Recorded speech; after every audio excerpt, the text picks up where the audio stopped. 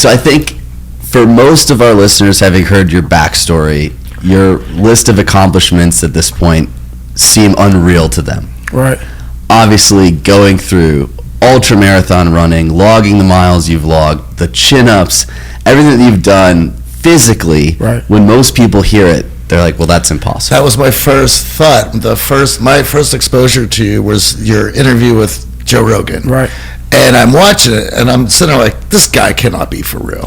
There's no fucking way. And of course, I'm instantly on Wikipedia, and I'm like, holy shit. Right. There's video footage. Okay, so now I'm just going to shut my mouth, and I'm going to listen to what this guy has to say, because obviously my mind is blown out of the gate.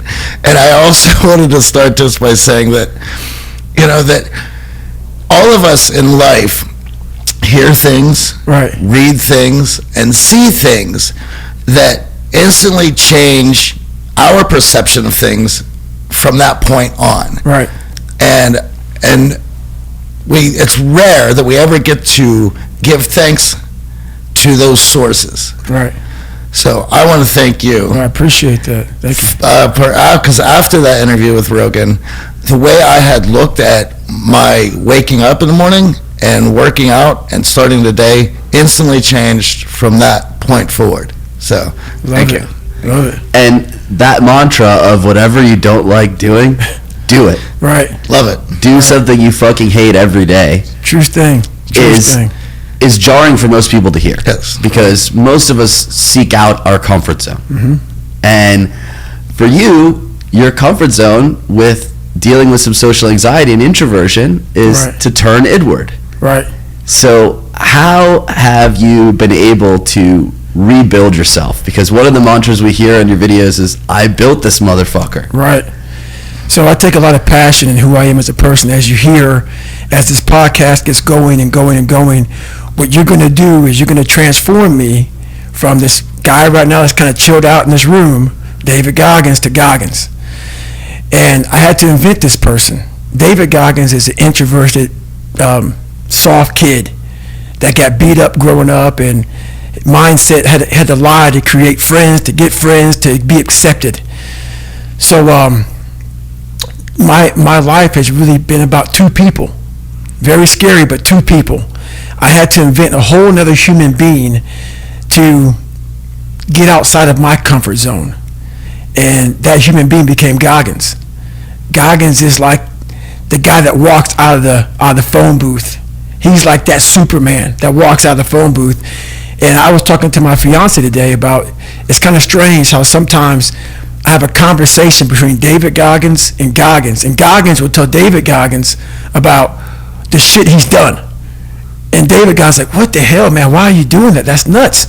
So it's kind of this battle between trying to find more of yourself, knowing that the real you is afraid, likes comfort, likes living in a world that is that likes to pat you on the back, give you the things that you want to hear, not the things that you have to hear to get better. So that's where all this kind of started from. And when people hear this podcast, they're going to hear a lot of things that they're going to want to put a title on me. They're going to definitely want to put a title on me to make themselves feel better. I asked them during this podcast, do not do that. Do not look at what you're going to hear. Put a title on me, because basically what you're doing is you're giving yourself a get out of jail free card. Exactly. That's all you're doing. So all you're doing is saying, this guy was some super freak. He found some super thing in his brain that was locked up. He unleashed it and became this guy. It's a fucking lie. Because every day I wake up, I dread the day. I dread the day of what I'm going to bring on myself to get better. So. And when did Goggins, this alter ego, appear in your life for the first time? Goggins appeared and disappeared several times. Okay. It appeared the first time I was 17, and we'll get to that, but it really appeared when I gained about 125 pounds. I went from 175 to 300 pounds almost. And lowest part of my life, I was in a fucked up relationship. I was making no money. I was spraying for cockroaches, and all this stuff was just coming on me. And I was like, I have to find something. And Goggins came out like through all my insecurities, all my fears, all my doubts, all my introverted ways. I used to stutter real bad. Everything I did, I had to find strength in that. And that's kind of when it happened, about 24 years old. Okay. And the story, if I recall correctly, is walking in to try to become a Navy SEAL into a recruiter's office and basically getting laughed out of the office. That happened about 7 times. Okay. So I give people like the quick version. Right. The quick version, I give them 1 episode. This is about 2 weeks. And in my book, I go through it. You know, I was sitting on the couch, saw this show on Discovery Channel, and that started the process of, I think I want to be a Navy SEAL. So I started calling up different recruiters, walking into some guy said to me, "You're fat and you're black." He was an observant motherfucker. You know, 300 pounds, black guy walking, he's very observant.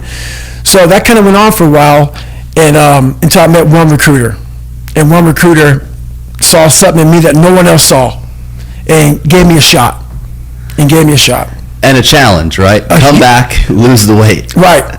So basically I walked in, I had about 3 months, a little less than 3 months to lose 106 pounds. So I was like, this is fucking impossible, man. I can't do that. And at that time I had no real drive to be a Navy SEAL, to be anything. I just knew something had to change. That I had to, that this isn't going to work, man. This lifestyle that I'm living, something has to change. So I went to work that day and I was spraying for cockroaches, and lo and behold, it was a very bad day at work. I found a whole bunch of cockroaches, rodents. It was a bad restaurant. And I came home. I quit my job that day. I was driving home. I said, I got to fucking do something. And I said, I'm going to go home and run 4 miles. And 4 miles is only a quarter mile. And then from there, the story really begins from that point. And I feel like that's such a crossroad in everyone's life, where someone tells you can't, you're not good enough, don't even try, give up. Right. And when you're staring that self-doubt and wanting to quit in the face, can you at least speak to the listeners who are feeling that right now? What would you say to yourself at that point? Well, I understand it. It's a miserable place. I can, like, now that I'm going there, now you have me. I'm living on that couch right now with a milkshake in my hand, thinking about how the fuck am I going to pull this off. I feel like that moment is relatable to everyone. Right. And a lot of us have multiple moments like that in our lives, and most of us choose the easier route to quit. And we'll talk a little bit more about this. You know, some of us get coaches and mentors and trainers that kind of help us push through that. Right. You're sitting there on the couch, it's you. Right. There's no SEAL yelling in your ear saying, get the fuck up, we got to do this. And the other thing, and we were talking about this on the way over, is we're living in this world where you don't want to upset anybody. You don't want to tell them no. You don't want to tell them they're not good enough. You don't want to hurt them, and because they might feel bad. Right. And we already have that feeling within us, and if you stomp that out, well, what is going to drive you to get better? Well, that's what I realized for myself, was I wanted that comfort zone that everybody looks for, that pat on the back.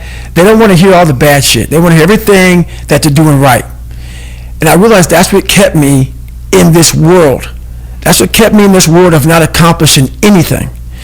So what I did was I became that big, bad, nasty motherfucker that you don't want to walk into at nighttime. I became the roughest critic in the world on myself. And that's what changed me. I literally saw myself in the mirror. I saw the truth versus saying, you know, my dad did this to me from beating me. Kids in school from calling me nigger did this to me. My life did this to me. My fucked up, broken foundation did this to me. I took that and said, you know what? Well, some people may help this happen, but now I have to own this. No one's going to come back to save me. No one's going to come back on this fucking couch and say, hey, it's okay. You're going to be okay. No, I'm not. I'm not going to be okay. I had to realize I had to take a stand. I had to make a real stand. And it was painful to look at who I was, what the world and myself created. It created a very lonely, depressed, insecure man that would do anything just to have a friend. And I saw that as very pathetic. When you look at the truth, it becomes very ugly and pathetic. So you lose the weight, You show back up at the recruiter's office. Right. He's got to be surprised all hell. Did he even recognize you? Well, what happened was, in the real story, how that happens is, I would call this guy up at almost every night about 10:30, 11 o'clock at night and give him an update. Wow. I said, hey, man, I've lost 25 fucking pounds. Because no one knew what I was doing. Yeah. I had to have some, so I'm really good at creating an enemy. I'm really good at creating something that I'm against. And I'm also good at, if you ever tell me something that I cannot do, I'm going to let you know that I'm doing it. Right. Somehow you're going to fucking know one way or another that I'm doing it. It may not be like in your face. I may make sure that I run across the daggone world. So then it's on the news, and you turn the news on and say, how the hell did he do that? I want to do something that you know I'm here. I'm here.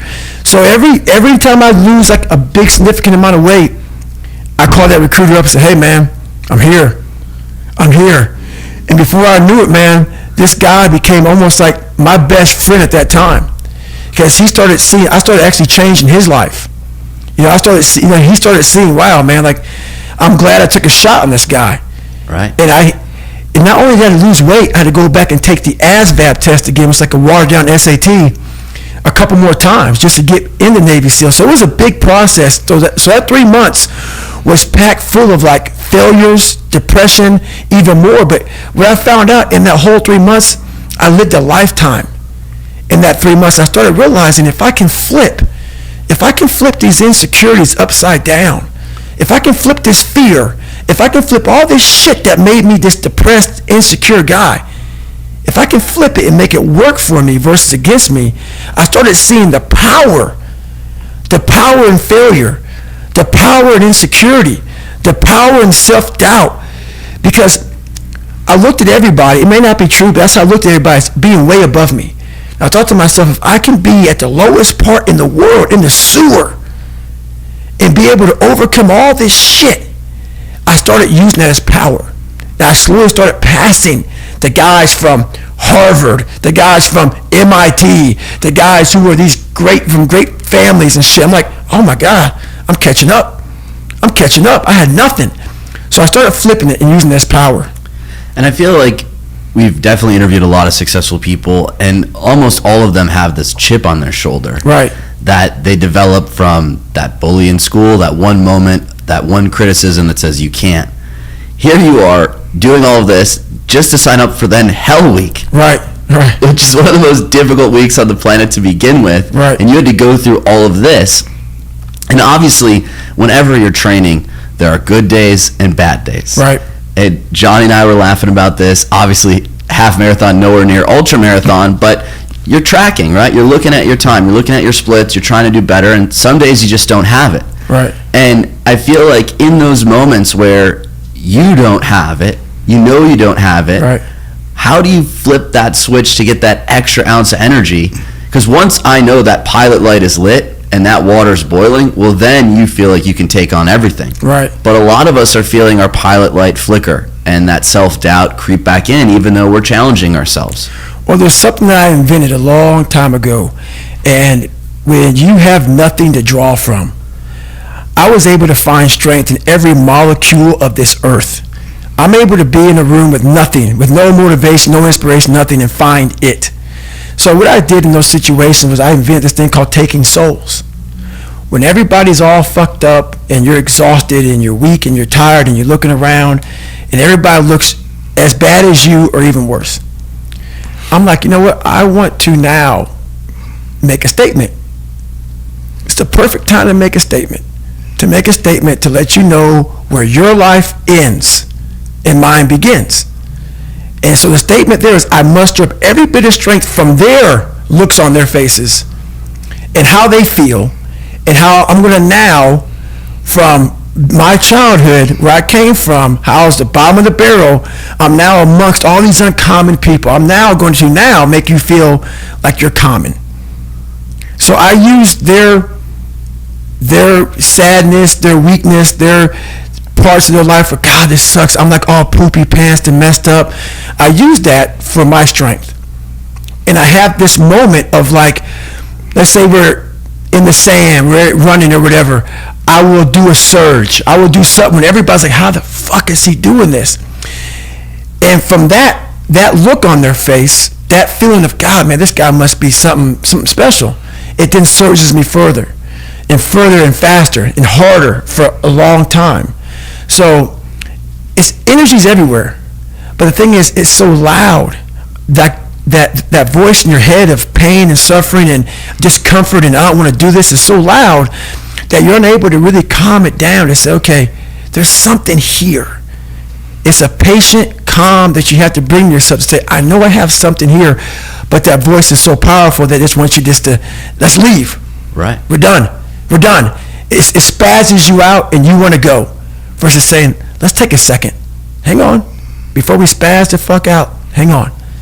And in that moment, you can think clearly and find that strength out there for you.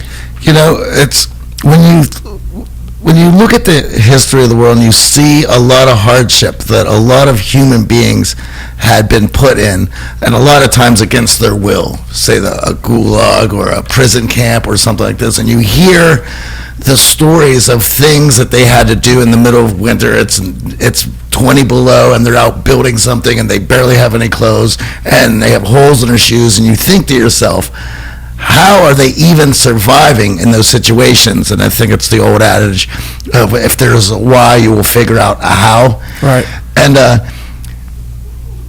so it's these times that we see what the human spirit is actually made of. But when you're able to flip that around and use something like that to build you up rather than somebody putting you into something like that to break you down, right. I mean, it's how powerful is that, right? And I don't think anyone gets to truly experience those limits unless, well, and certainly in today's day, unless you're putting yourself in it to get stronger. Right. Well, I know one thing, and this is a true statement that I've said several times. A lot of us don't know of a whole other world that exists. It's on the other side of suffering. Once you break these barriers that you have made for yourself, like the mind is the most powerful thing in the world. It is so amazing that I used to be a 300-pound guy, and I thought that was it. Could barely read, could do anything, and now that what was inside that person was this guy that's in front of you today. That's how scary the mind is. And that's what I started realizing through this journey, is that once I got a taste of, wow, man, I haven't even begun to crack what the mind is capable of. And what I started realizing is on the other end of suffering, that's the real growth of life, because you realize how the mind processes shit. And I talk about another thing called theory and practice. A lot of people are theorists. These smart guys that read these fucking books and shit, man, and they sit down and they tell you what the mind is supposed to do. And a lot of us listen to that shit. It becomes like, this is it, man. This old man who has been studying the mind forever, this is the cap that we have. By being a practitioner, I went out and realized a lot of these guys are so wrong, man. The mind has capabilities that are so unknown, and I found that through suffering. And there's a whole other world on the other end of that. And I feel like there's the physical governor that your body kicks in and says, I can't do this. And then there's the mental governor. Right. And a lot of us allow the mental governor to kick in far earlier than necessary. Right. And I've always found that at the moment that kicks in and you push the other side of it, you actually get this surge of physical energy. That's right. Of feeling that capable of anything, that superhuman power. But most of us try to avoid even getting close to the governor. Right. I call that my 40% rule, where like a car has a governor on it. It can go 130, the governor's only going to go 91. Right. And the whole thing about that is a true statement, like what you said. Our mind wants to protect us. The mind is like, honestly, it has a tactical advantage over us. It knows our deepest, darkest fears or insecurities. It knows where we start to feel, we start getting that doubt creeping that says, hey, man, you know what, man, maybe this isn't good. Let's go back home to the wife. Let's go back home to the kids. This is not comfortable. So in that moment, the mind directs us. It's a protective mechanism. It saves us from doing bodily harm, or it really saves us from discovering that the mind's like, I want to be in charge of you. I don't want you to be in charge of me. So it tells you, let's just stop right here. But once you start breaking through that barrier and start breaking down that governor that you've put in your mind, because we forget we are in control of our mind. We believe it's the other way around. No, we put in our minds what we should do, but we believe our mind is telling us, it's giving us all this feedback. We have to reprogram it and tell us, no, we're good. We're good. This sucks, but it's okay. And I think one of the remarkable things about the transformation in the beginning was, here after completing over 60 ultra marathons, it seems like you're genetically gifted, miles are no problem. But at the start, getting just over a mile was a struggle. Yeah. And quit was at the forefront of your mind the entire time. Mm-hmm. So for our listeners who are like, man, I can't run that. I can't do this physical stuff. Like, that's great, mental toughness, but I'm not even meant for the physical side of things. Mm-hmm. Talk a little bit to us about that mile marker 1, mile marker 2, to now looking for unlimited miles. Right. Well, the first big thing is, once again, it goes back to open-mindedness. If you walk into any kind of event, whether it be physical or mental, if you walk in with already putting that block on your mind of, man, this ain't going to happen. People go, how did you run 135 miles to Death Valley? How did you run 100 miles with no training? Because I went into it not thinking, I can't do this, man. I went into it with a strategy. I had an open-mindedness. So until your mind is open to the possibilities that I can do this, you would never be able to do it. Once the mind starts to believe it can be achieved, only then does it start to break down tactically how we can do this. Until then, you're going to always lose. One of the things that we keep hearing recurring, and something that we've practiced and we've talked about in our classrooms and on the show a lot, is the most successful people have a very good relationship with the worst parts of themselves, where they can have that conversation and they're not hiding from that person. They're going to work with that person, or to get around that person, to get that person out of the way, rather than pretending that it doesn't exist. And something else to this is, I would think, at least from my own experience, there's always these rationalizations to get you to quit, right? So we have, first, you're going out there, it's the quarter mile, that's failure, then we're getting to a mile, then there's got to be another conversation with the other side of you that says, listen, you went from a 300-pound guy to doing this. We're good. We showed a lot of people. And there's another conversation of, we ain't even begun to finish up what we're doing here. Right. And how many of those conversations, it's like on a daily basis, do you have to cast that person aside? Look out, you're done here. Right. You've done enough damage. It's my turn. Well, it's funny how you say that, because it is a true thing. I have so many conversations in my mind because so many times I want to quit. Sure. But this is what it is. This is what I figured out. I was so afraid of myself that I had to figure out, I became a master of my mind. People, when you're afraid of something, you have to master it. That's how you start to overcome it. So what I realized, when I get to that point where I want to quit, everybody, they get to the point where they want to quit. This is what happens. The mind tells you, let's go home. Let's take a warm shower. Let's get some food. This is not right. This is that. If you cannot answer the questions at that moment, because your mind's going to start giving you all these questions, and if you can't answer them, you're going to quit. What I realized when I was going through BUD/S, Ranger School, all this sort of 100-mile race, 200-mile races, pull-up records, my mind would come creeping in. Like when I was doing 4,030 pull-ups at 2,000 pull-ups and my hands were ripped open, my mind said, look, brother, we've done all these other things. You've proven yourself. You're good. If I didn't have the answer to respond to my mind and say why I'm here, why I'm doing this, you will always lose that fight. You have to have the response to what your mind is going to tell you. And another thing about that is self-talk. A lot of people have like these big four on mental toughness. All that shit is crap about self-talk, visualization. It's true, but the thing about self-talk and all these things, they ask me, what do you think about when you're on mile 100 of a 205-mile run? What are you thinking about when you realize you've run for 24 hours and you have 24 more hours to run and you have another 105 miles? What goes through your mind? What do you say to yourself? I want to know.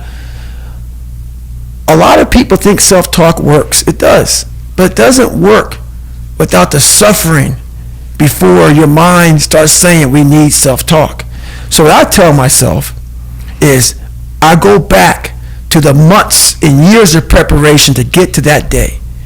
And I'm telling myself, the 3:30 in the morning, and I'm looking at my shoes, and I want to go out there and run 30 miles. I have to, in that second, in that moment of this self-talk, my mind saying, you got to find more, you got to find more. I once again calm down, go back into my mind, in my cookie jar I call it, and I have to reflect back on the shit I did to get here. And that becomes my self-talk. Self-talk does not work unless it is real. Most of us lie to ourselves in the self-talk. It doesn't work. It has to be real. It has to be something that you've done to make it really work. Now, obviously, gaining that much weight doesn't happen overnight. Right. Bad habits had to form around eating, your interactions with food, obviously your lack of exercise. Right. How did you start to break those old habits so that you didn't revert back to yourself on the couch, right? It's easy to set a challenge. I want to reach this goal. I want to get through Hell Week. Most of us, even with diet and exercise, can start, get to a point, and then we tend to revert back to those old habits. Right. The reason why we go back to old habits is because our goals are too lofty. We're not achieving our goals fast enough. So what happens is, you know what? Oh, man, we're very impatient nowadays. For me, it was good. I didn't have a phone. I was out of this world by myself. It was a race against David Goggins. It wasn't a race against, God, I want to look good for this person or that person. It was me. I got to change myself. So for me, if I lost 5 pounds in a week, I got a feeling. I allowed myself to feel proud of that. I didn't look at, I got to lose 106 pounds. I'm like, man, I went from 297, now I'm 292. In 1 week, man, I'm killing it. We're not proud of ourselves for the small accomplishments. What we need is we need this monstrosity of the thing to happen and say, I did it. Nah. There's a process that you have to go through, and patience is the process. And if you don't have patience, after a week, I haven't lost 30 pounds and I'm done. I'm over it. So that's what I found out with people, man. They're not patient enough to realize and to enjoy the moment. Not live in it. Just enjoy it. There's no finish line in life. But enjoy that moment. Roger that, man. I lost 5. Let me go 10 next week. So that's the whole thing about it. That's how people lose it. You know, something you said there where you said that you were in this race with yourself and that you didn't have a phone and you weren't connected to anything else and you didn't have anything to deal with except that other person staring back at you and talking shit, and it was that you went to war against that person. Right. And we were just talking about this and about how important it is in order for you to find yourself. Absolutely, there's certainly about suffering or pushing limits as one aspect of it, but also a detachment from all these other influences that keep you from dealing with yourself. And obviously, we're living in this world today with all this technology that supposedly keeps us connected, but also sort of keeps us separated as well. Right. It's a crazy place. And how are you going to build a relationship with yourself if you're completely distracted all the time? You know what? Being accepted is one thing that killed me. And you have to learn, what do you want in your life? We have so much influence coming at us that we are so lost. We don't know what we want to do because we don't spend enough time with ourselves. You have to learn to shut off a phone. Shut off a computer, shut off a TV. And it's okay to sit in a room by yourself in a chair and just think about you, where I want to be, where do I see myself tomorrow, the next year from that. And it takes a lot of self-discipline to be able to do that nowadays, because you want to be so attached to everything. You want to be so caught up with the world. The world's moving too fast. The world's moving so fast that you're trying to keep up to the point where you lose yourself in the world. So you have to take that time and go to that dark place in your mind and discover who you are. Was there a time in your past where you realized that you've overcome your old self and really truly felt transformed? Or do you feel like it's an endless process that you're still building towards? It's an endless process. Endless process. All that shit that I went through in my life to get here today, it is tattooed. It is tattooed in my brain. Every day I wake up, I am constantly battling that person that is like, man, you know, back in the day, this happened to you, man. You know, like, you got called nigger so many times, and your dad beat the shit out of you, man, and, you know, you couldn't read, and this dad going junior year. All these things start to creep up, even now where you're at today. Every day, you're having to constantly battle. It's not as bad as it used to be by any means. Right. But that person's still there. That person always lives. And that's the point about you have to continue to always challenge yourself every day. And celebrating those small wins along the way, right? Those small incremental steps also are that fuel. Yes. So you have the suffering, you have the past that you're running from, and you have these small moments where, hey, I went 1.3 miles today. Right. 2 days ago, I was sitting on the couch and not even putting on shoes to go out. Right. What are those small victories for you today, sitting the other side here, right? Because now the feats of strength and physical are just incredible. They're literally, the listeners are going to be going on YouTube, watching this to see it for themselves. Well, now there are really no small victories now for me, because what happens is once you transform yourself, and even though I'm not running from myself, I'm constantly facing myself. I'm constantly battling myself. I'm not running from them anymore. I used to, but now I'm constantly battling them. So now what happens is, once you get to a point in your life where you're able to be on a podcast or be on a TV show and tell everybody how fucked up you are, I will answer any question you want about me. Anything I did, anything bad, good, ugly, I will tell you. When you get to that point in your life, that's where your real journey begins. And you no longer have to have a small victory to keep you going. You now realize what your purpose in life is. And you realize all this shit's just part of it. But at first, you need all these different tactics to keep you going, because you haven't figured it out yet. Once you figure out that you're in a race amongst billions of people that live in this world, you're in a race by yourself. You have a purpose, and it's your purpose, not everybody else's purpose. It is your purpose and only your purpose, and it's your race. So then you're like, hey man, I'm doing my thing. I'm doing it to the best of my ability. What's next? There's no longer these small increments to get through life, because once you figure out why you're here, it just becomes a process. You know, it goes with something. AJ and I were talking about this earlier, and it was the video of you getting the award from the VFW was posted, and obviously it choked me up. I'm sure it choked AJ up. And there was something that you said in there that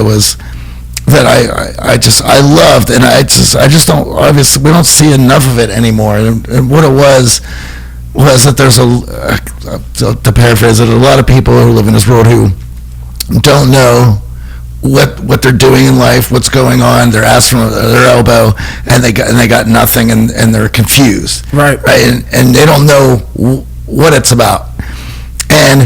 But it's about doing it for the guy next to them. Right. And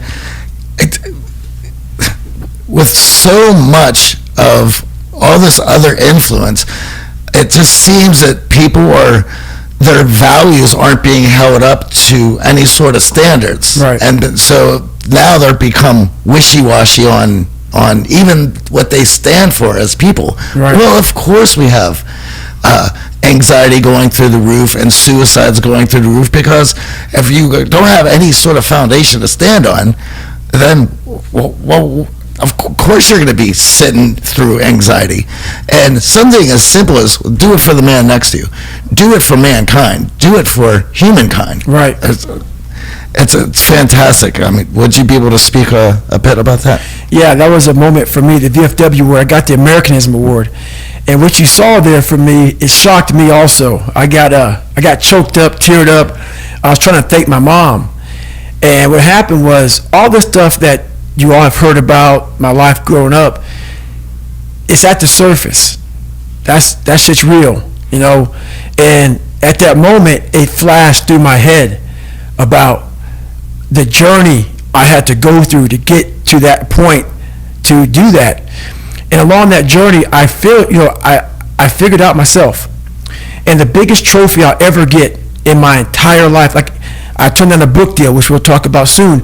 The biggest trophy that I ever got in my entire life was me, was really figuring out me.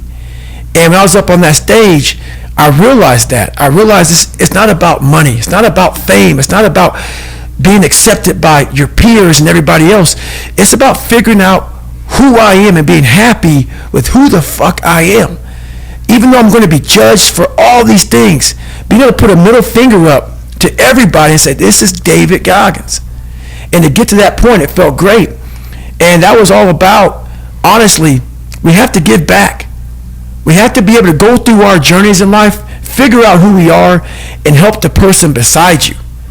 Figure that shit out. Figure out how they can do that themselves. Well, let's go get into that a bit. So, I believe you're my 44? 43. 43. All the records, all the everything that you've been through, and all the physical feats, and now we're on a new chapter of the book. Of course, you're now, you could probably say that you're the new it guy on the internet. Everyone wants to. We were thrilled when you wanted to come on the show, and everyone wants some of your time, right. And everyone wants to get something from you. Perhaps a little bit of you can rub off on us, that sort of thing, right. And with good reason. And so we're in this new world and these new feats for yourself. So if you'd like to talk about what brought you to write the book and to go in this direction now at this time. Well, as you know, I'm a serious introvert and very afraid of people. I got judged so much growing up that this is uncomfortable for me. All these podcasts, that's why I post once a week. Yeah. I don't, people are ugly, people are nasty, they make me want to choke the shit out of them, and they're just nasty people, so I stay away from them. But the one thing I realized why I wrote the book is, honestly, I have a story to tell, as we all have a story to tell. And what I realized on my journey was a lot of us don't believe that we can achieve the impossible. And along my journey, I started realizing, man, I gotta fucking tell some people about this shit, man. Like, I discovered something that some people have, but they don't even fucking know. All of us have it. But along this way, I wasn't, like I said, I wasn't a theorist. I became a practitioner. And I was like, my God, I'm busting down so many barriers of, like, I have a learning disability. Okay, but I'm catching up with everybody. I figured that out. I figured out all these negative things in my life that were keeping me in this hole. I'm like, I gotta tell people, man, that, hang on a second, man. You can fucking achieve the absolute impossible. You don't need great parents. You don't need like a private school. You don't need to have this humongous GPA and all this other shit. What you need is the one thing I talked about in my book, which is straight up brutal work ethic. You have to be willing to outwork everybody in the world. And that's the hard part. That's the hard part. This isn't like some 5-step process where if you do these 5 fucking steps, you're going to end up with this magical world. No. I'm basically teaching you how to callous over your victim's mentality. I'm teaching you how to, like I did 67,000 pull-ups in training for the pull-up record. I was seriously callousing my hands to protect them. What I'm trying to do with people is teach them how to find more themselves to where they empower themselves. I'm all about the underdog. So that's what the book's all about, man. It's all about having that step process, and I had to share this with people. Well, I also feel, and personally struggling with social anxiety and introversion myself, the hardest part of all of it is being vulnerable enough to admit the abuse, admit the past. Most of us don't want other people to know that, and that's right. The hardest part, to open up and be that vulnerable. Right. When did that start to bubble to the surface for you, and you start to see vulnerability as a strength? Well, where it started making me, I had to stop giving a fuck about people. That was the biggest thing. I had to stop caring what people thought about me. I realized that everybody's fucked up. That's the one thing I realized. I walked around and I put these people on a fucking pedestal. Everybody was better than me. So I can't tell you anything about me because you're going to judge me and I'm going to feel even worse than what I am. What I realized, once I calmed my mind down and sat back and looked at how jacked up this world is, once you realize that you are not alone, everybody that's talking to you about how jacked up you are, only thing they've done better than you is they've hidden their fucked up world better than you have. That's all they've done. So once I realized that, if you want to sit back, like for instance, there's all these things that are on TV, and we have all these news people judging people who fuck up in life. And yeah, they made big mistakes. But that person who was judging you on TV, I guarantee you that news person is saying, I'm glad that my shit didn't come out, but I'm going to judge the hell out of you. I know that about people. So if you want to sit back and judge how jacked up I was and how messed up my life was, Merry Christmas, go for it. Have a good time. But I'm smiling at you right now, knowing you have a secret that you're not willing to share. It gives you a lot of power when you're able to go on a podcast this big and say, hey, tell me, I'll tell you anything you want to know, because I no longer care. And that is a lot of power in that, to be able to put your life on a billboard for the whole world to see and say, judge it, man. Judge it. Like just me talking about it makes me feel good. And that's another thing about it. When you are willing to talk about how jacked up you are, the strength, that big rock that you carry, it just starts to come off you. It just starts to come off. That's why I do it so often. I'm like, hey man, I'll tell you anything you want to know. I'm tired of being afraid. I'm tired of not telling you shit. I'm tired of lying about how good I'm not. You know? And in prepping for this interview, I was hanging out with my girlfriend Amy, listening to part of the Joe Rogan episode, and what was so remarkable to both of us is most people who get into the motivational coaching space, they just want to celebrate their victories and show how awesome and amazing they are and paint themselves as the best. Right. And you unabashedly admit that you're not the best long distance runner. Nope. I'm not the best guy at pull-ups, but Nope. I'm going to push myself beyond what I deem is the best. Right. And through that process, come out the other side and earn everyone's respect. The motivation when people are losing, all these people who come out here and talk about how great they are, and I see it all the time, it makes me sick, man. Get real with yourself. People cannot relate to you, man. You are unfucking relatable when you come out here and say, hey, man, I'm the baddest motherfucker to ever live. Okay, great. Well, what am I going to learn from you? You learn from people who are willing to tell you, this is where I started from. This is how much I fell on my fucking ass. This is how bad I used to really be. I still have those moments because why? You're human. We're all jacked up, man. We're all jacked up.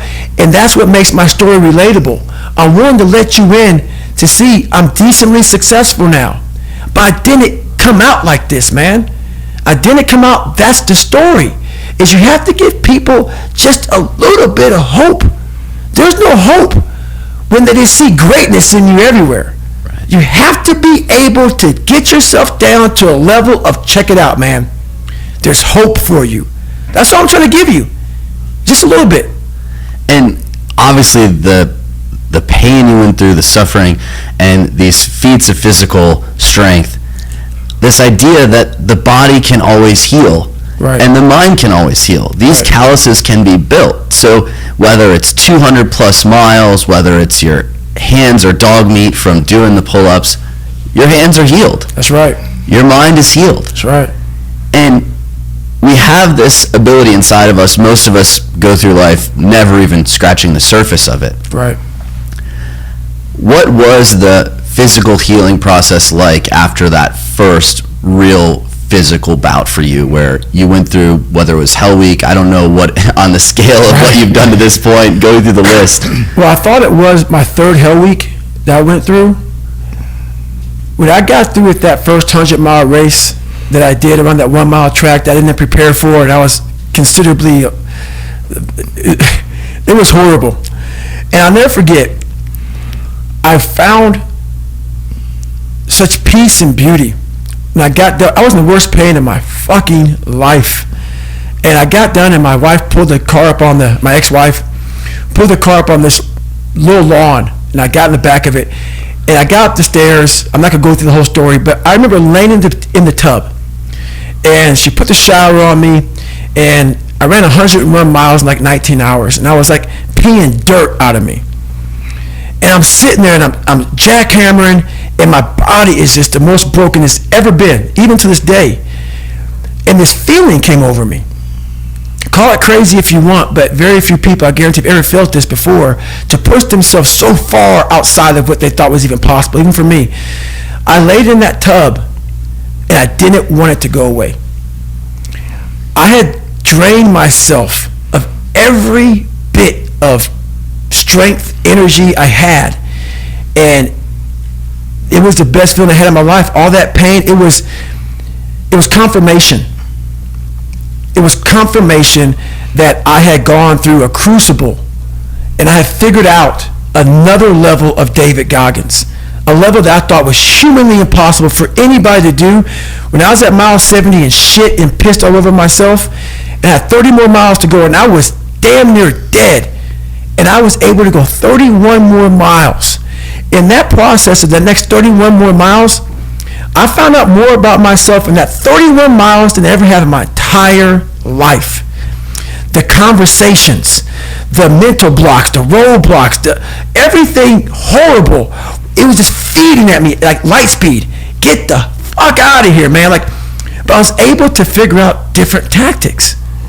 And when I finally got done with that, and I laid in that tub, and it was over, the feeling of, my God, man, you just really discovered a whole new world, a whole new part of the brain that I guarantee very few people have. So it's a feeling I can't even describe. And with the success of Jesse's book, Living with the SEAL, obviously fame came knocking at your door. Everyone wanted your story. Publishers came to you, okay, when can we write your book? You chose a different path to self-publish. Well, on that thing right there, it didn't do much for me. So the book, Living with the SEAL, my name wasn't in it, and I didn't even know really. I knew it was being written, but I had nothing to do with the book. Right. So all that came to me much later. But that's how you appeared on the map. Once you figured out that you were the SEAL and people wanted to hear your story, obviously everything you do is well thought out. Right. There's a plan in place. There's a strategy behind it. Mm-hmm. You've now chosen the path to self-publish this book. We got a copy of the manuscript. We've been digging in, enjoying the backstory that we haven't heard on some of these other shows because everyone wants to talk about the physical side of things. Right. What made you decide to go that route in sharing your story? Well, I sat back, and I had the top 5 people come at me, the top 5 publishing houses, and it was down to the last 2, and they're offering $300,000. I'm a first-time author, and I decided to go with one of them. And $300,000 for a guy like me, I'm sitting back, that's pretty good money. So a few days before I was going to sign the contract, I sat back, talked to my fiance, my family, and everybody's like, hey, this is good, this is great, whatever. But I started thinking about my life. I started thinking about everything that I've gone through in my life, everything I had gone through, and I had a chance to reflect. And that's one thing I never did in my life long enough, is have time to reflect. I was always, what's next? What's next? What's next? What's next? What's next? Now that I'm retired, and you have a lot of time to look back on what you've done, where you started, where you're at now. And I said, you know what? This shit's not for sale. $300,000 isn't even a fraction of enough money to sell this. So I decided not to sign it, and I self-published. I pissed a lot of people off. And I said, I'm not signing this. I'm going to self-publish, and that's kind of how it came to be. I took that time to reflect, and I'd rather not make a fucking dime. I read this book, and that's honest to God's truth. I am fine with the trophy I have in my mind. And who is this book for? Who listening is going to be the most impacted by this book? I'm all about, it's not about the underdog so much. I think we're all an underdog. I think the top CEO on the planet Earth still has that doubt. Yeah. I don't give a fuck where you're from. Kobe Bryant, Michael Jordan, the best on the planet. We're all underdogs.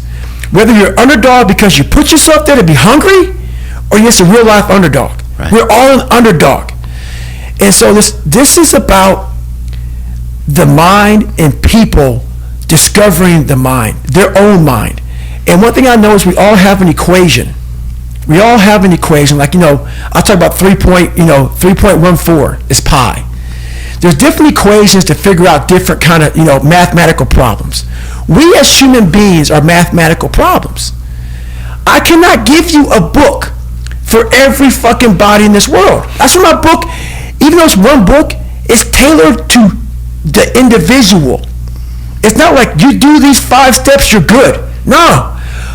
I'm helping you figure out your fucking equation. Because it's different. My equation is different from your equation. Yeah. What's going to make you tick? What's going to make you go the distance? What's going to make you go to that spot in hell and say, I love this spot. It's okay. That's what this book does. It helps you figure out your 3.14. Helps you figure out your fucking mathematical equation and say, because once you figure out the equation in any math problem, you no longer fail, man. You got it figured out. So in coming out here, which you have a big publicity run. Right. The book's coming out. You got a bunch of podcasts to go on. Thank you for coming on ours. With that comes a lot of new things. So it's for such a no-nonsense guy to have to deal with social media now. And I was having a vision of you having to deal with it. We talk about its detriment and how it is just nonsense and noise.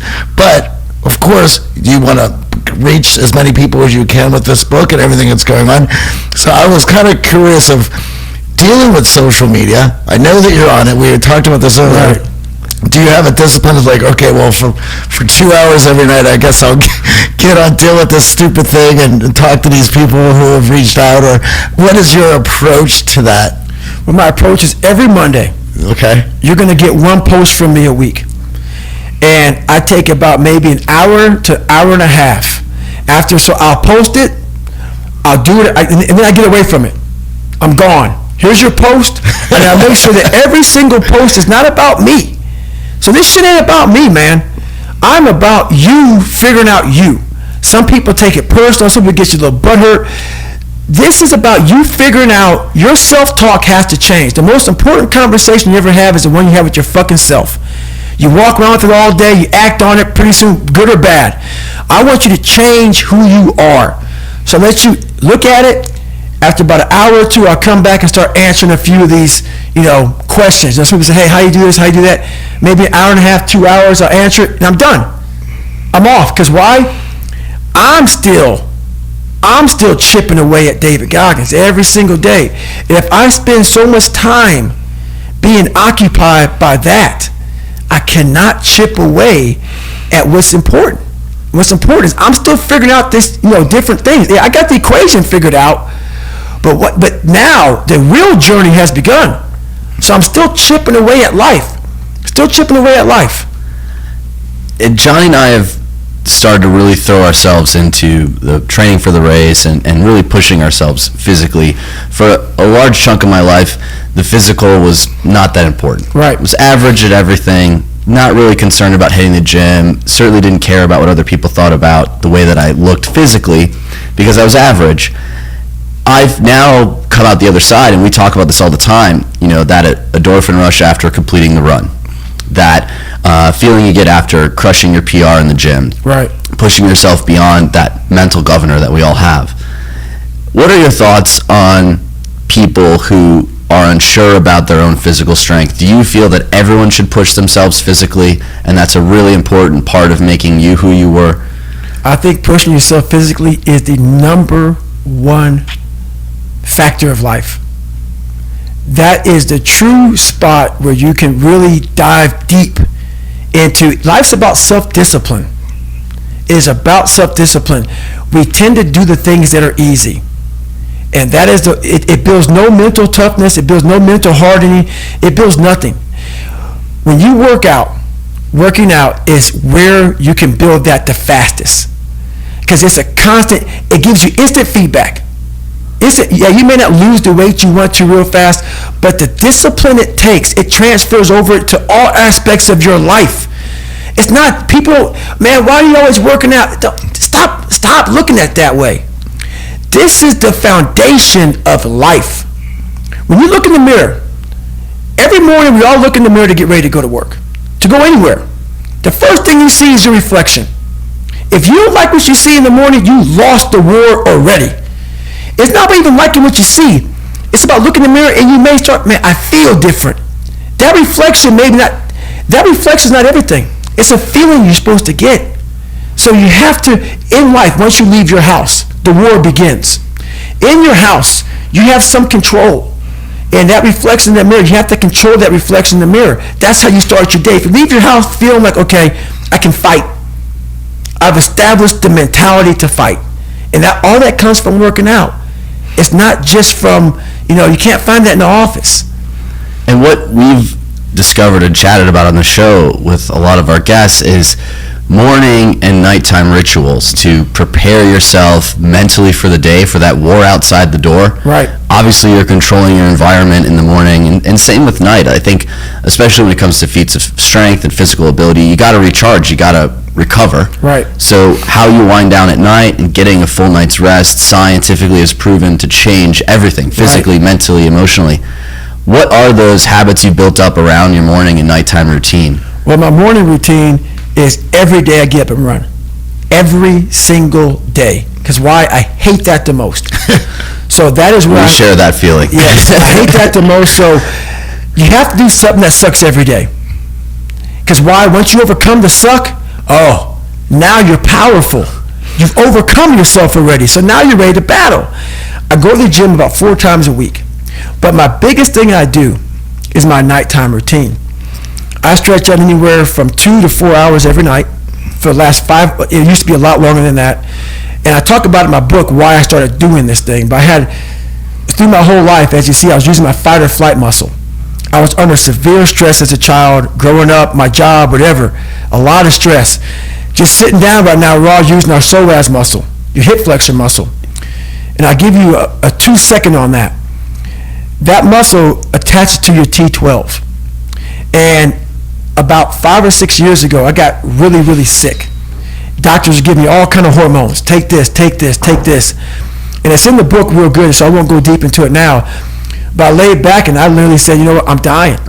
The doctors can't figure out what's wrong with me. My blood tests were coming back fine. I just said, I can't even run a block.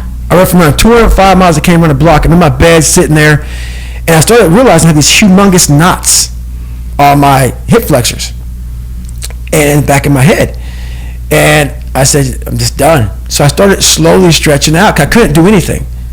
Over a period of a couple of years, I got off this medication, that medication. I was on like 15, I was on several medications. Now I'm on one. And honestly, what I believe, no doctor has said this is what happened to you. I was literally so tight, I was cutting off blood supply in different places in my organs. The more it opened up my body. So now I went from running an 8:30 mile on a training run to now running a 7:15 to 7-minute mile on a training run at the same heart rate. And it's not because I'm training any different. It's just because my body's opened up and it's allowing more blood flow. So every night I stretch out, and it's truly, I used to be wound so fucking tight. Like I couldn't sit in this chair for this long. I'd be like, I gotta get out of here, man. Where I go? It's totally changed my whole perspective of life. It's changed everything. So stretching out, yoga, all those things has put me in a whole different state of mind. And I'm the healthiest I've been in my entire life, mentally and physically. Now, your lovely fiance's in the room. Yes. How does this relationship balance work when you have such lofty goals for yourself? Right. Physical challenges, you want to chip away at David Goggins every day. Right. How do you two work together so that she can reach her personal goals, but then also as a couple, you guys can recharge? Well, the best thing, you got to find someone that is just like you.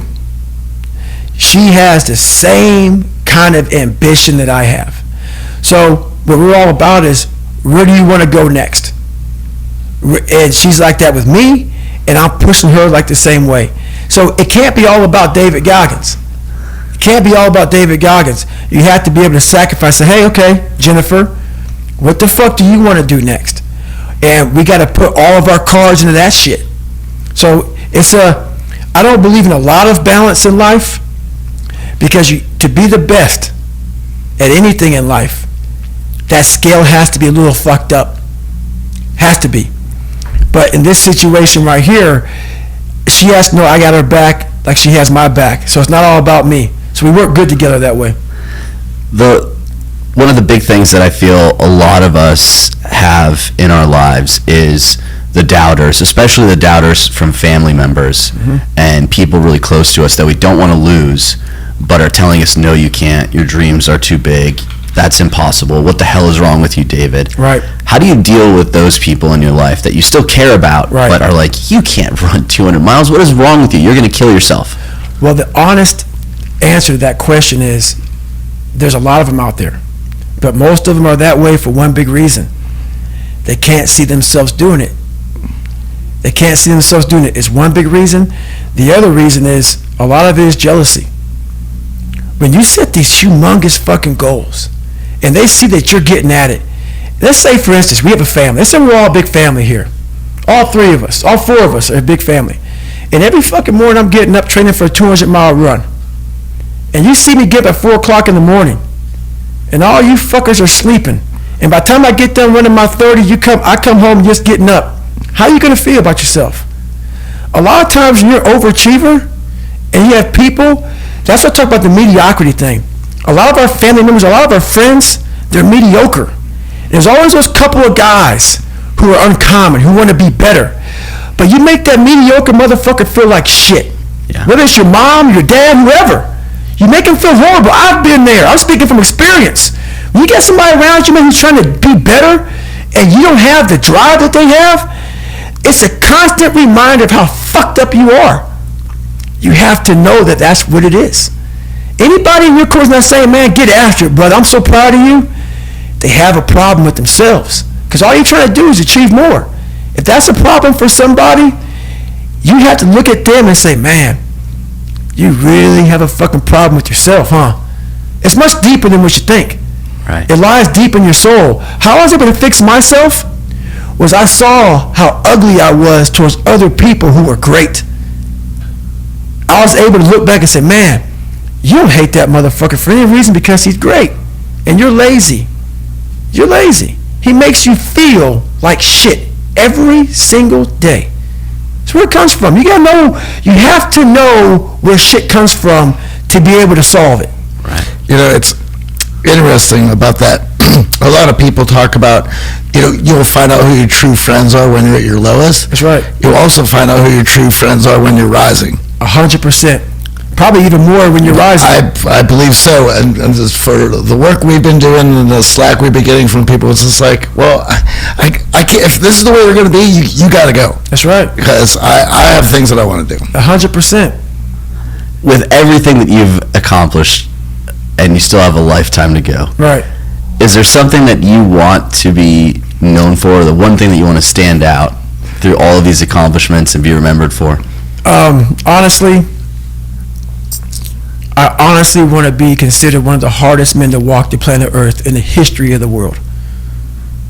And what I mean by hard, I'm not talking about the guy who does the most pull-ups, the most sit-ups, runs the most. Just a person who's able to overcome any adversity in front of him, to figure out a way. Hardness isn't about all this physical shit, man. Yeah, it helped me get to where I'm at. But all I was doing in the whole process, the process wouldn't be ripped, it wouldn't walk around with my shirt off. That wasn't it. I knew through the physical challenges, through the physical suffering, my mind was getting stronger. I was literally doing that for a reason. I had a weak mind. All the rest just happened to come with it. I was trying to strengthen the mind to handle all the judgment that's passed on me, perceived and not. Sometimes you make it up in your own head. I just want to be able to handle all of that, everything, physical, mental. I want to be perceived as that. like an old school barbarian, an old school guy that's like, God, dog, man, nothing can hurt the guy, which is why the book is titled Can't Hurt Me.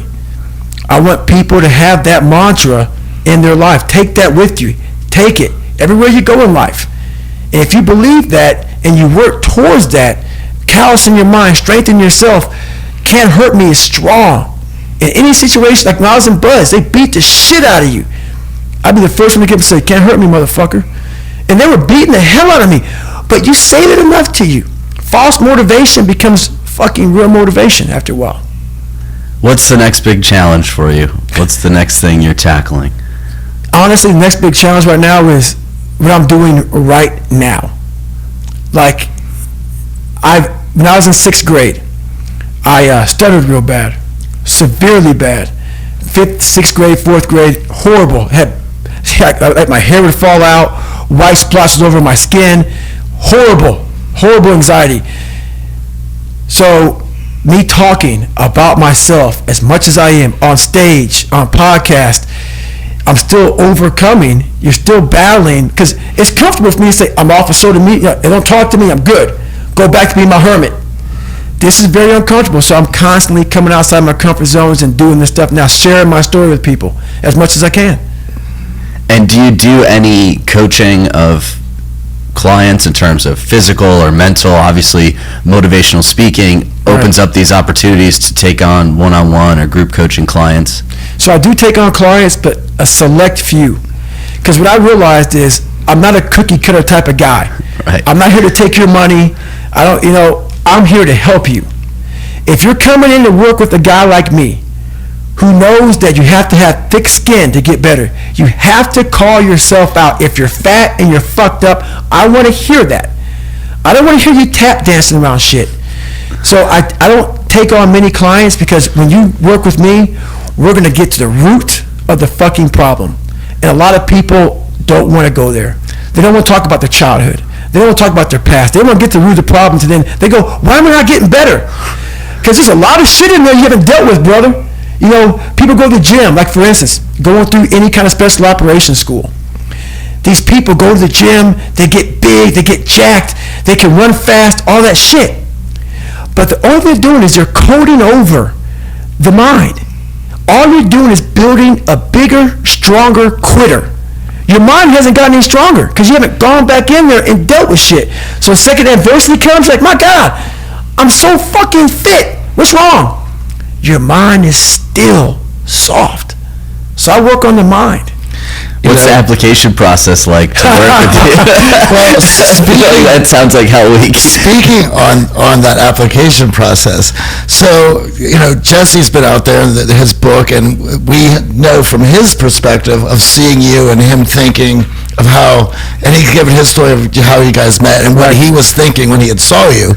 But we don't know your side of it, of what Jesse coming up to you and talking to you and asking, I don't even know if that was the plan at first, but what you must have been thinking with this crazy guy who's out there with the circus running around this ring. The masseuse and the chair and the trainers. Well, that's the one big thing right there is, and I'm going to answer your question is, but what you said, I lived with this guy for a few weeks. Yeah.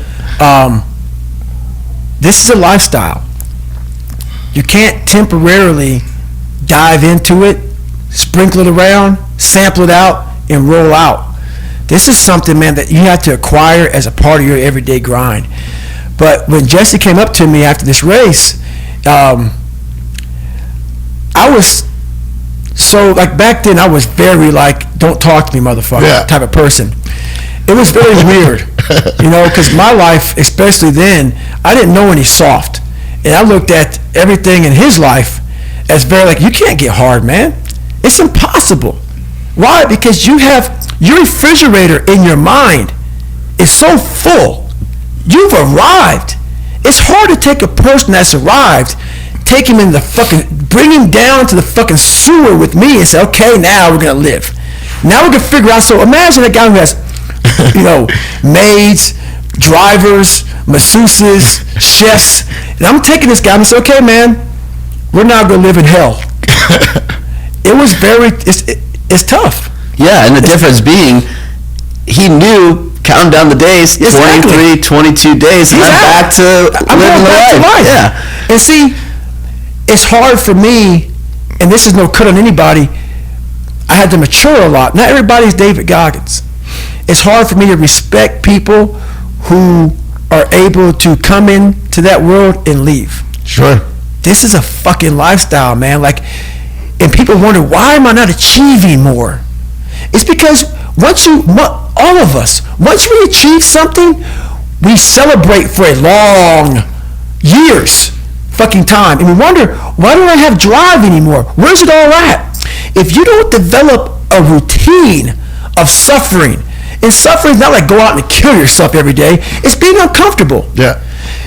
That keeps you hungry every day. If you live in your victories for so long and say, I'm going to go challenge myself for 30 days or for 2 weeks or run this one marathon, and it ends, I did one marathon.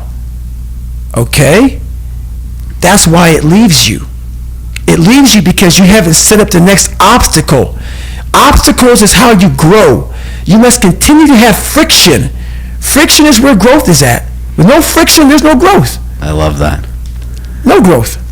So where can we find the book? Where can we pick up a copy and apply for this coaching? Those listeners who feel they have it in them. Well, everything with Can't Hurt Me, the book, the audio, everything for Can't Hurt Me is on Amazon. So you go to Amazon. It's just a book about the mind, bettering yourself, finding that 3.14. Finding your percentage, finding how to your equation, and removing the theory, removing the theory, talking about the and bringing it into practice. Yeah. Theory, we cannot listen to theorists. So what theorists do is they take 100 people and they study the normal people of the world. They're all studies. There's a whole bunch of people outside the normal they haven't done studies on. They haven't done studies on the people who are seriously great. They take studies off of normal people. You cannot live in that normal mindset. You must be your best on your worst day. And how you do that is you cannot think of a normal mindset. You cannot have a normal mindset. I love it. Thank you. Yes, thank you very This has been a much. fantastic conversation. I appreciate you taking on this challenge because sharing this stuff and this viewpoint, right? It's easy to get the trophies these days. It's Yes. easy to be coddled. There's not enough people speaking the real truth that you suck and you got to do shit that sucks to get better. Right. And that message we're happy to spread, and it Yes. has impacted both of us. Appreciate It's it. why we took on the challenges that we continue to take on. Half marathon, we're going to shoot for marathon next, and let's keep moving because what else is there to do in life? That's it, man. There's nothing else to do. Life is one big head game. It's one big mind game.